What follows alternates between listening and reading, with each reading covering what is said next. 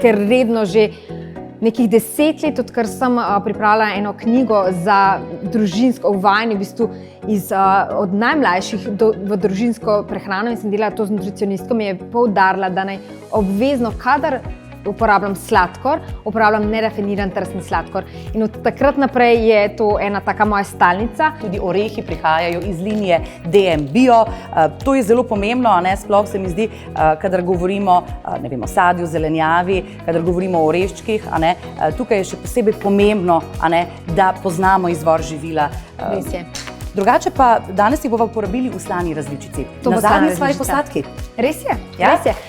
Orehi so zelo orešček, ki se zelo pusti kot večina oreščkov, da jih malce kombiniraš v eno ali v drugo smer, če jih znaš kombinirati prav.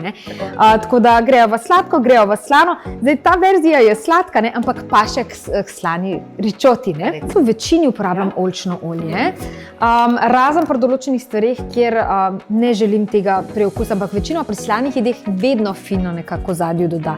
Tako da ga bom tudi zdajle uporabila. Fantastično. Glede na to, da se mi zdi, da je zdaj ta uporaba oljčnega olja v Sloveniji kar v porastu, pa mogoče še vendarle opozorilo, da je zelo pomembna tudi kvaliteta oljčnega olja.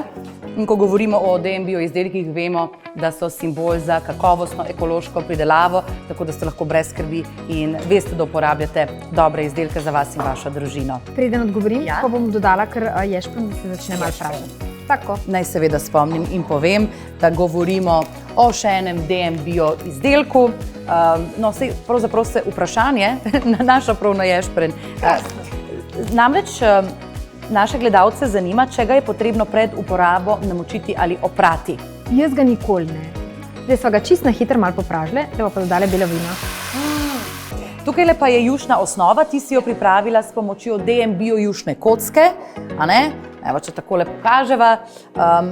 Povej mi, ali je kaj drugače, če pa to jušno osnovo pripravimo sami, če si ne pomagamo s kocko? Drugače je že v tem, da večinoma nimamo časa pripravljati domače jušne osnove. Vsi smo v nekem tempu in iskreno je to ena dobra alternativa za vse, ki pač nimajo ves čas na razpolago domače jušne osnove.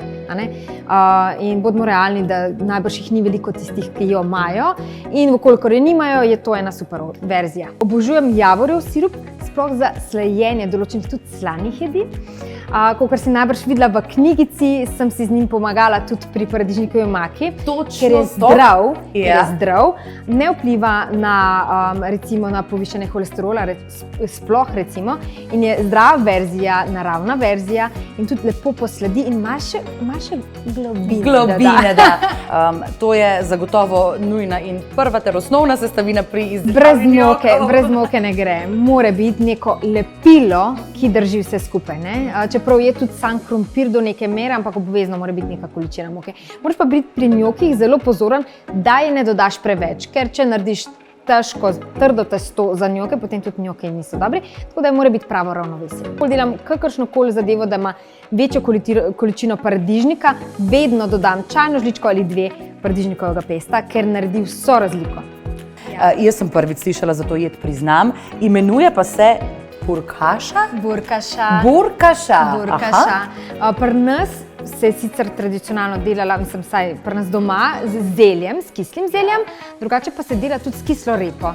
Tako da sta 2 različne verzije, pa vedno je pač prosena kaša, to je kombinacija s proseno kašo. Vegansko verzijo, kaj si pa dala na mesto klobase? V DM imajo čudovite veganske klobasice. To bi pa rada, jaz s veseljem, vedno. Tako da za tiste, ki klasične klobase ne morejo, je ena taka super zdrava alternativa. Začimbe pa tako zelo podobne, da sploh ne okusi, potrebuješ nekaj časa, da dojameš, da gre pravzaprav za nadomestek mesa. Je kvalitetna alternativa. Zelo dobro.